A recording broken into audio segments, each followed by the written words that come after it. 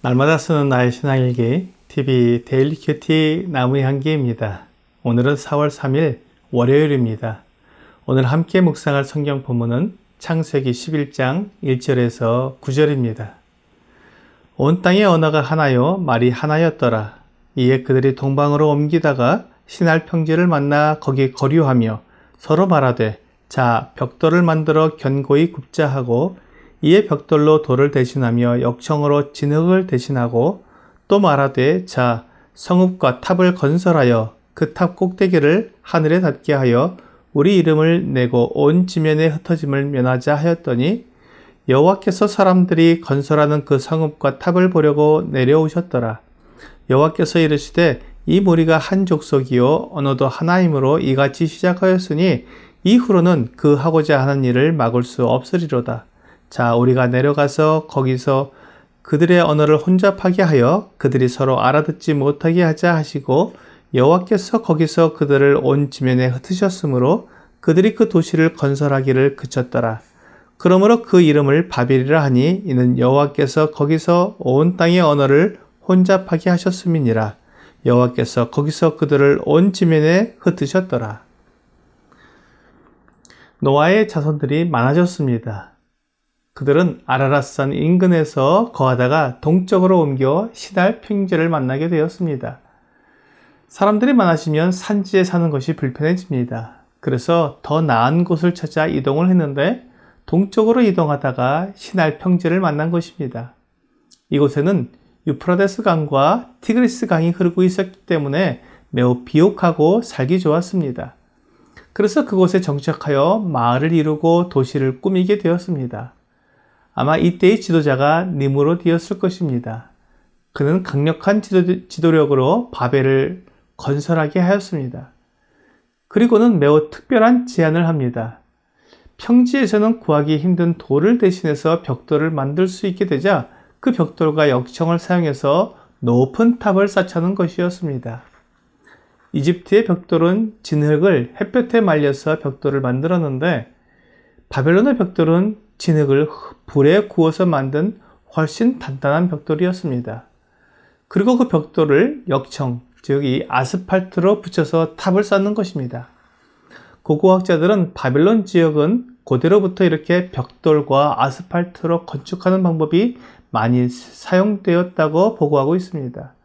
그들은 벽돌로 성읍을 건설하고 탑을 쌓고자 했습니다. 그 탑은 하늘을 향해서 높이 쌓는 것이었습니다. 그렇게 하는 이유는 우리의 이름을 내자는 것이었습니다. 그렇게 해서 온 지면에 흩어지는 것을 면하고자 했습니다.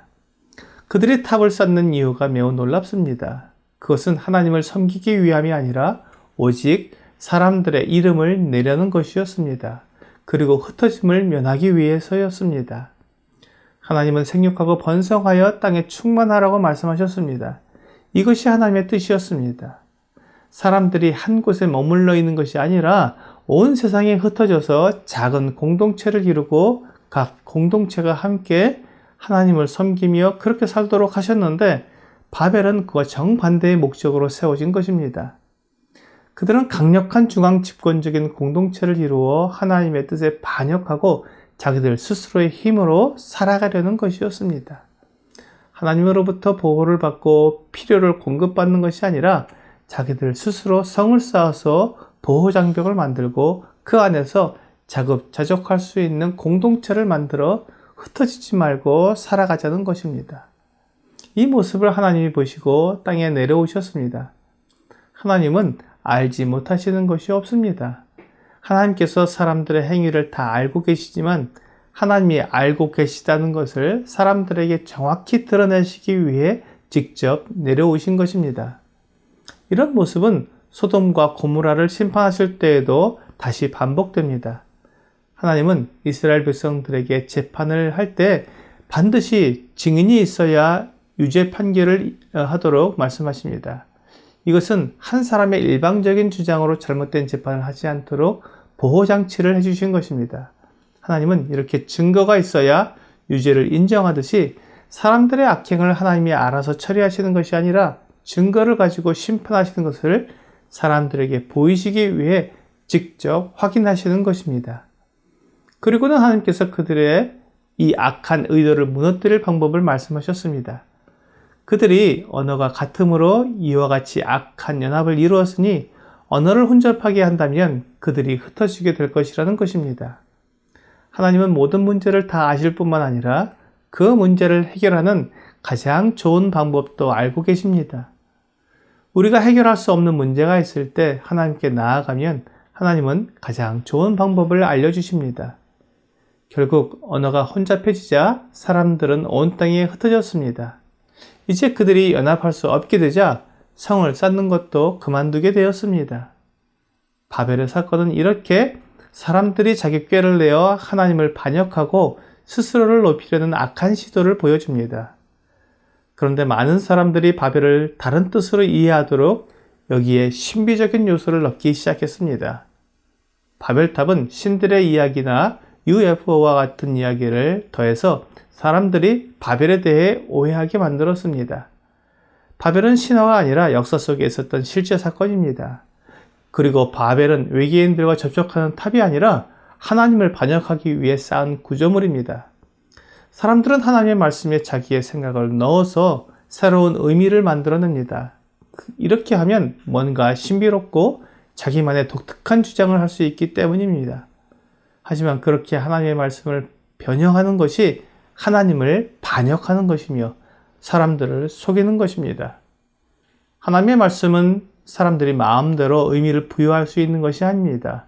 오직 하나님께서 사람들에게 기록해 주신 그대로 그 의미를 깨닫고 그 안에서 순종해야 합니다.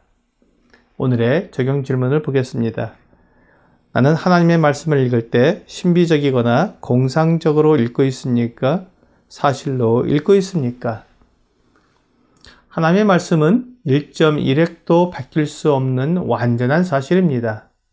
하지만 많은 사람들이 성경을 종교적인 경전으로 여기며 사람들을 교화시킬 목적으로 지어낸 책으로 생각하며 접근을 합니다. 그래서 성경의 모든 내용을 사실대로 읽지 않고 무엇인가 신비적인 내용으로 덧붙이려는 시도를 합니다. 이것이 하나님의 말씀을 훼손하는 것이며 하나님의 뜻에서 멀어지는 것입니다. 오늘 하나님의 말씀을 내 마음대로 새로운 의미를 부여하는 그런 잘못을 버리고 기록된 대로 받아들임으로 하나님의 뜻을 온전히 따라가는 여러분과 제가 되기를 주 예수님의 이름으로 기도합니다.